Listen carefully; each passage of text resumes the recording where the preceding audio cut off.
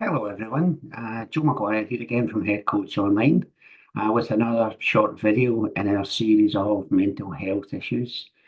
This time we are looking at anger. So when we think about anger, what comes up for us? What words do we use to describe anger? We have the word anger itself. We could also use frustrated, fuming, furious.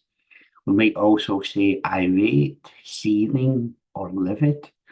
There are many different ways to describe anger. So, what is anger? Usually, anger is an emotion usually characterized by antagonism towards someone or something that we feel has deliberately done us wrong.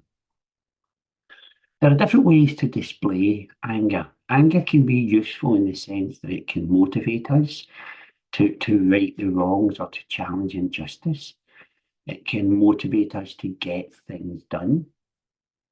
At the other end of the spectrum, anger can manifest itself in aggression, even violence, being very forceful, imposing our views on other people. This is when anger can be destructive. It can ruin relationships, but most of all can cause us to be unwell. We can get stressed, we can get anxious, depressed. It can change our social habits. We may isolate ourselves, isolate from society. So, to fully understand why we get angry, we need to look at ourselves, how we view things, how we view the world. Now, each of us have rules and expectations that we live by. We might not always be aware of these rules and expectations, but we may have hundreds of them. They help us to make sense of the world around us. So just to look at a couple of examples. Now myself, I have a rule that I must never be late. I hate being late for anything.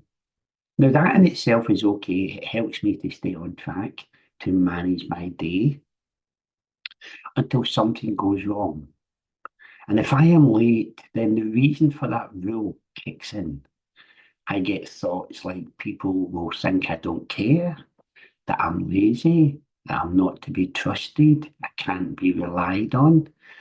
So if I am late, I may get angry and frustrated with myself. Another rule that I became aware of was when I became ill. During this period, I was asking myself, why? Why me? What have I done to deserve this? I always tried to be a good person. I always worked, looked after my family, provided for them. I always tried to be a kind and helpful person to other people. I am not a bad person. So I had a rule or an expectation that if you live your life well, be a good person, then nothing bad should happen to me. I will be okay. As I came to realise, life is not like this. Life does not always follow the rules. Bad things can happen. We can become ill. We can be involved in accidents. So the rules and expectations we have don't always play out the way that we would expect them to. As I previously said, we all have rules and expectations we live by, many of them. And when these rules get broken, it causes us difficulty. One difficulty being anger and frustration. So just to get you thinking, consider children. What are your views about children? Now, I grew up in the 60s and 70s. Often then you would hear someone say, children should be seen and not heard. Now, if you hear that often enough, we begin to internalize it, take it on board that this is how kids should be. So, what do we think about kids today? Do we think that they are rude or disrespectful? That kids should show more respect to their elders? If so, then that rule of being seen and not heard is being broken. And it will cause us to react to that. We could get angry and frustrated.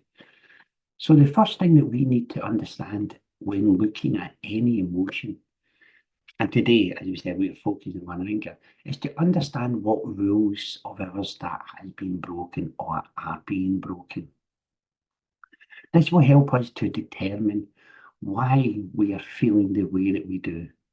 Why are we feeling angry? We don't always have to be angry at another person or a situation. If we go back to what I said earlier about my illness, I realised I was angry at the world, at society. It had not followed my rules or expectations. I could not understand why, so I became angry and frustrated. So we get to a point where we are understanding what rules are being broken, what is causing the anger and frustration. So what do we do then? We need to begin to challenge these rules and expectations. Are they fit for purpose now? Is it helpful to have that particular rule in this particular situation? Usually we develop these rules and expectations over our lifetime. So do we need to examine and update them? Almost update our psychological map that we live by. So as an example, consider visiting a city for the first time. Could be any large city, and we are in this city for the first time. And we have a map to help us navigate the city. But we find the map was printed in the 1950s. Now, I am sure it will still be useful. Some things will be the same. Some streets will be the same. We can still get around. But at the same time, we will come up against some dead ends, places that will have changed. Some places will no longer exist. Some streets will have disappeared. So although useful, the map will only help us some of the time. Now, I like to see a psychological map in the same way. We live in a different world from the one we grew up in. Things are different. Society is different. If we go around thinking everything should still be the same, then we will be disappointed. We will get angry and frustrated. If we think back to when we were looking at children and perhaps what our expectations of them should be, children now are living in a different world from the one that I grew up in. Perhaps they need to be more assertive, more vocal. It is them that's navigating their world, finding their place in society, and they need to do that in a different way from perhaps how I did it. Perhaps exploring our rules and expectations with a counsellor, having a safe space to explore and process our rules and expectations. This can be very useful and certainly no shame in it. If we are not ready for that yet, then perhaps getting yourself a notebook or a journal, writing down how we are feeling about things, writing out what we are angry about. We can say what we want in a journal. No one else needs to see it. And I feel that there are two main benefits to this. When we write things down, when we see things down there in black and white, it gets us thinking more. We tend to examine and think about it more. This could be the first step to considering our rules and expectations differently. And two, it helps to let the emotion out. We can feel better, almost like having a rant, but not affecting relationships or friendships. It's a good way of not letting the anger build up. This can help to relieve stress and anxiety, make us a bit more relaxed, to be able to think about it. How many times have we got something off our chest and felt better for that? So again, we are nearing the end of our video, and I hope that you've found it useful, that it has given you something to think about in relation to anger, how to begin dealing with it. So I would just like to thank you again for watching this, and I hope to speak to you again with another short video. So take care and bye bye.